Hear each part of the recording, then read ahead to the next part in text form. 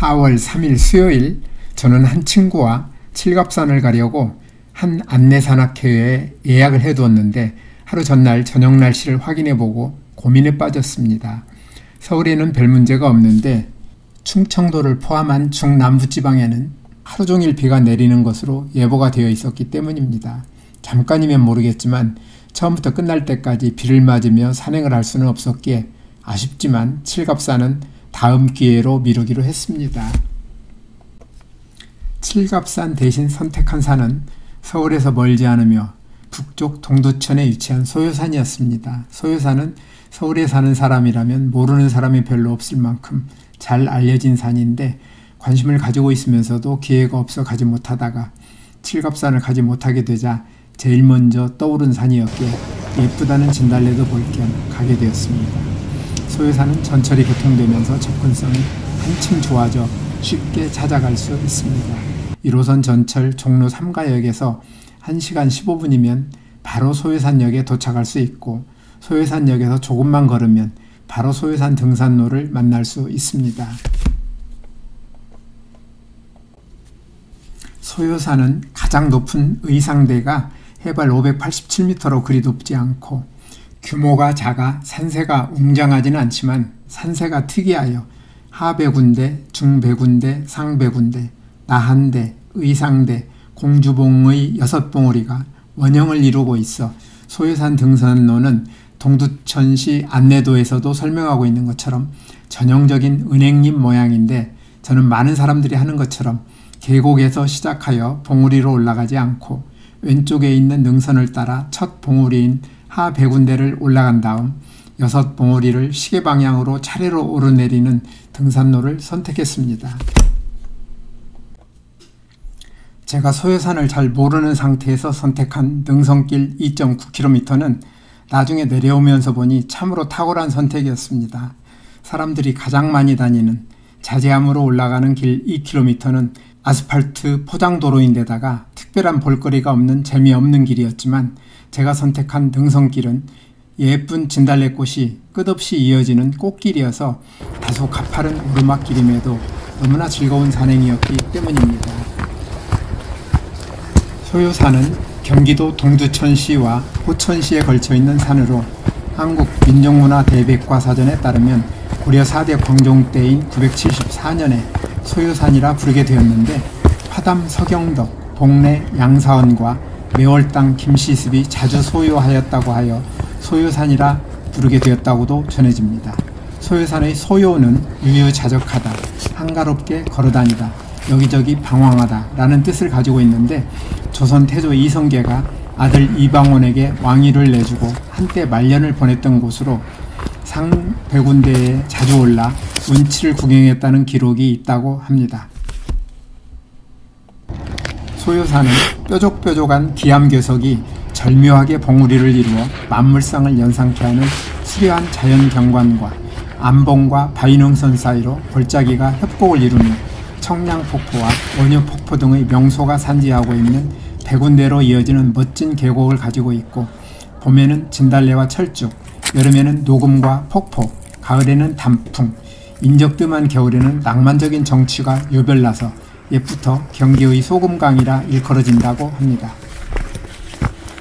소요산은 1981년에 국민관광지로 지정되었으며 산림청이 선정한 한국 100대 명산 중 한 곳이고 한국의 산하 인기 명산 100산 중에서 48위에 올라 있으며 수많은 전설과 많은 명승지를 품고 있기도 합니다.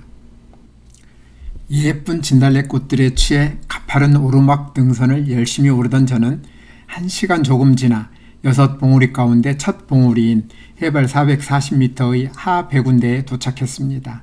하배군대까지 오르는 과정은 예쁜 진달래를 볼 수 있어 좋았지만 하배군대는 꽤 넓은 공간으로 특별한 것은 없어 저는 준비해온 김밥을 먹으며 잠시 쉬었다가 중배군대로 출발했습니다.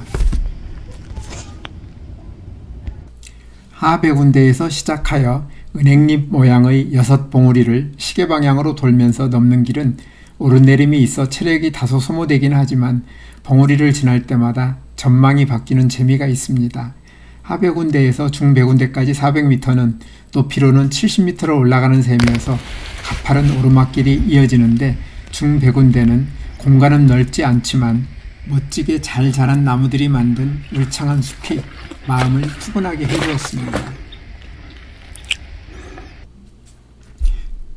중백운대에서 상백운대까지 600m는 높이로는 49m를 올라가기 때문에 경사는 다소 완만해지지만 다음 봉우리인 나한대까지 거리가 1.3km나 떨어져 있고 100m쯤 내려갔다가 다시 올라가기 때문에 높이 올라온 듯한 느낌을 주는 곳인데, 상백운대에서 나한대까지 가는 중간에 길이 매우 험한 칼바위를 지나게 됩니다.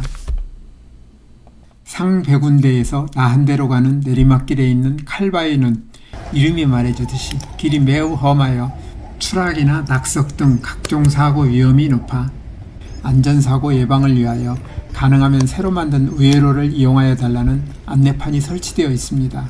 저는 혼자서 산행을 하였기에 꼬리를 내리고 우회로를 따라 이동했는데 우회로 또한 만만한 길이 아니었습니다.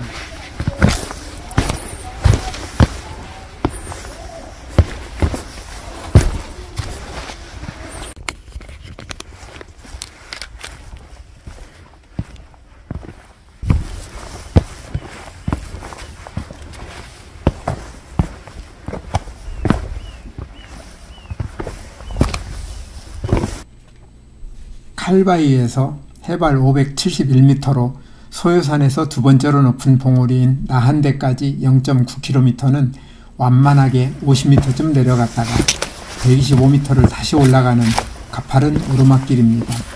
신라시대 원효에 의해 창건된 이곳 자제함이 조선 태조가 이 절에 머물며 크게 번성하자 절을 둘러싸고 있는 주위 봉우리들을 불교와 관련된 이름으로 부르게 되었는데, 이곳을 불교에서 수행하여 해탈의 경지에 이른 수행자를 뜻하는 나한이란 말을 사용하여 나한대라고 부르게 되었다고 합니다. 나한대에서 200m를 올라가면 해발 587m의 의상대에 도착합니다. 의상대는 소요산에서 가장 높은 봉우리인 만큼 동두천 시가지는 물론 주변 산들을 한눈에 감상할 수 있습니다. 의상대라는 이름은 조선 태조가 이곳 자제함에 머물며 주위 봉우리들을 불교와 관련된 이름으로 부르게 되었을 때 자제함을 창건한 원효의 수행 동반자인 의상을 기려 부르게 된 것이라 합니다. 의상대는 그동안 표면이 고르지 못하고 협소한 데다 시야가 나무에 가려 옥의 티라는 지적을 받아왔었다는데, 동두천 시가 이러한 문제점을 개선하기 위해 지난 2021년 기존 표지석 위치만큼 바닥면을 높이고 전망 데크를 설치함으로써 편하고 안전하게 주변 경관을 볼 수 있게 되었다고 합니다. 의상대에서 멋진 전망을 즐기고 은행잎의 마지막 봉우리인 공주봉을 향해 걸음을 옮겼습니다. 해발 526m의 공주봉까지는 1.2km, 높이로는 140m를 내려갔다가 다시 80m를 올라가는데 의상대까지 오던 길보다는 훨씬 편한 길이었습니다. 30분 조금 뒤에 공주봉에 도착하니 동두천 시가 한눈에 내려다 보이는 멋진 전망이 저를 기다리고 있었습니다.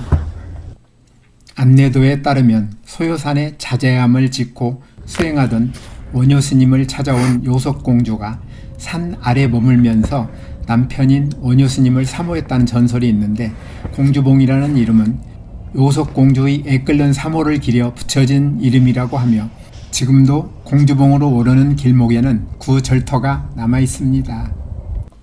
자제함은 신라 무열왕 때인 654년에 원효대사가 창건하였다고 전해지는데, 전설에 따르면 원효가 요속공주와 인연을 맺은 후 소요산에 들어와 수행하던 중 관세음보살이 변신한 여자와 만나 깨달음을 얻고 암자를 세워 자제함이라 하였다고 합니다. 건물들은 여러 차례 소실되었다가 다시 지었으며 지금의 건물들은 1961년부터 85년 사이에 다시 지었다고 합니다. 절 주변에는 자제함을 비롯하여 대사가 수도하던 원효대, 원효굴, 원효폭포, 공주봉 등 곳곳에 원효대사의 흔적이 남아있습니다. 자제함을 끝으로 소요산역까지 포장도로 2.5km를 걸으며 소요산 산행을 마무리했습니다. 오늘도 끝까지 영상을 시청해 주셔서 대단히 감사합니다. 다음에 더 멋진 영상으로 찾아뵙겠습니다.